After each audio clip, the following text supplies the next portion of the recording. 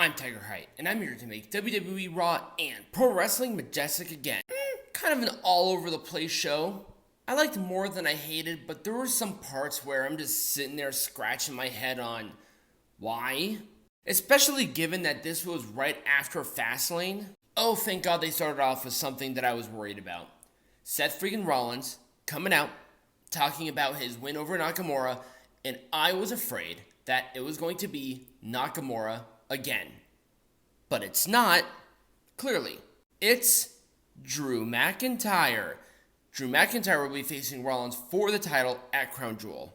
Awesome, perfect guy to do it. Kind of wish maybe we established a little more of that heel mentality before we did this, but once again, I am so stoked about this. Seth Rollins looked like he was in a bedazzled snowboarding mask, which I'm not sure how I feel, given that I'm from Colorado. Then we had Damian Priest attack Rollins, and Dominic had the briefcase essentially going to cash in, but Drew attacked Dominic.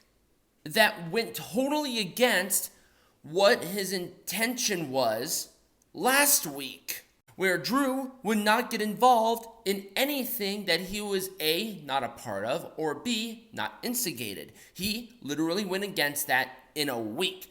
Can we have a heel Drew McIntyre, please? But I really like this segment. We establish a brand new contender for the next pay-per-view. We have Drew McIntyre being awesome again. God, I wish they would continue the heel shit. I doubt that they will, but heaven forbid. I'll enjoy what I can. I'll give it an Orange Cassidy thumbs up. Also, Rollins' code is awesome. The shirt killed it for me, though. Like, can we stop this mix between Seth Rollins raiding his wife's goddamn, closet? Yeah, that was it. Closet. I almost said cabinet for some reason. I have no idea why. So we next have Viking Rules match with Kofi Kingston and Ivar. I like the concept of Viking Rules.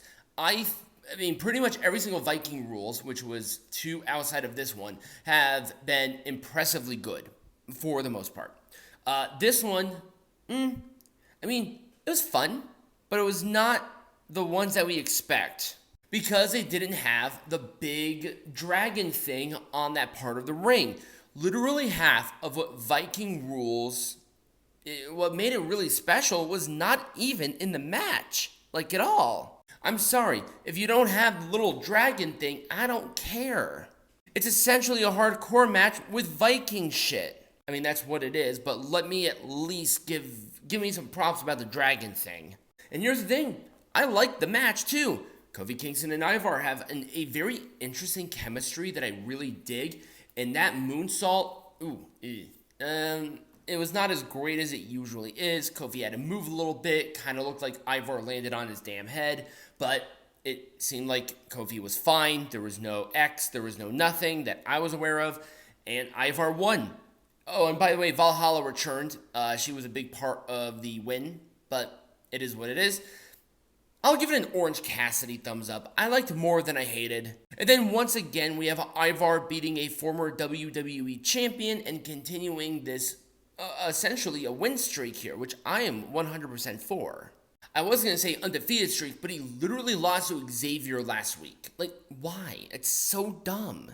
Up next, we have Raquel Rodriguez and Nia Jax. I despise Nia Jax's new theme song. Her old theme song was killer for her. It just, I don't know. I think it might be nostalgia, but I just love that theme. I'm also basic. It was a fine match, and that's being nice. We had Rhea Ripley come out to attack both of the women, and that's how the match ended in a no contest. We had Shayna Baszler come out and attack too. Once again, a follow-up from last week, which I am 100% okay with because they definitely need to. And this actually worked out for me for the most part. Was there anything in here that was out of the realm of oh my god, you have to watch it? No.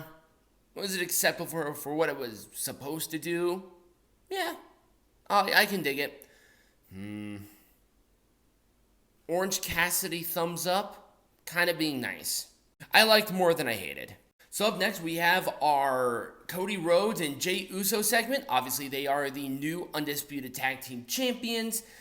Kevin Owens and Sami Zayn come out, and for some reason, Sami Zayn's old theme song played, not Worlds Collide, but the one before, and Sami Zayn was like, I don't know why that one played. That's a damn good question. Why did that one play? It was really strange. Anyway, this set up the tag team title main event.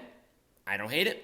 Orange Cassidy, thumbs up. Up next to determine the number one contender for the Intercontinental Champion, Chad Gable, Ricochet, Bronson Reed.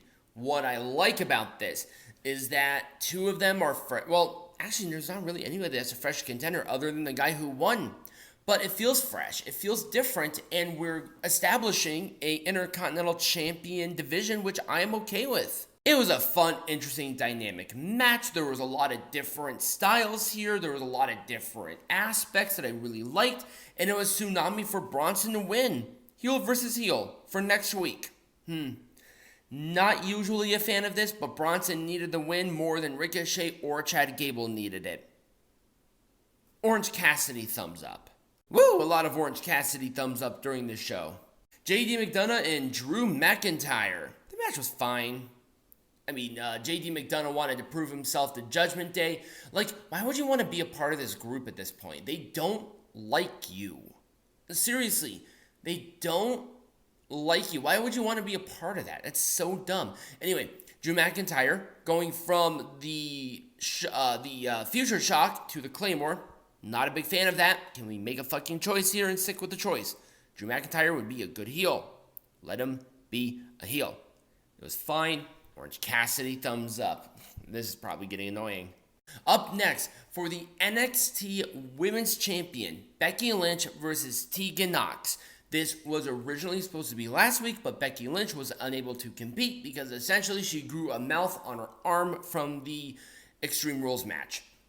I did like this match. It was probably Taniknox's best match since she returned to WWE. Becky Lynch, bless her heart, really worked hard to get this going, but the crowd was dead. They really promoted it well. I kind of wish they did some of that video package stuff maybe before this match, maybe last week. That probably would have worked a lot better than when they did it here, because guess what? They showed her story. They showed Taniknox's story from her many setbacks, no fault of her own, to getting back to this point. And if they did that maybe a week or two, just kind of leading up to it, maybe people would be more interested, saying, wow, this girl really went from being hurt all the time to something different, and I'm digging it. It was disarm her for the win. It wasn't even manhandle. I hate doing this. It was so close on being full thumbs up, but it wasn't. Becky Lynch retains, a good match, Orange Cassidy thumbs up, but almost, like literally a skosh, maybe some more time, maybe some more emotion to a full thumbs up. And in our main event for the Undisputed WWE Tag Team Champions, Cody Rhodes and Jey Uso defending, kind of weird, against Kevin Owens and Sami Zayn. Oh, thank God I can say something other than an Orange Cassidy thumbs up. A match that was made literally tonight. And how they structured this was so great.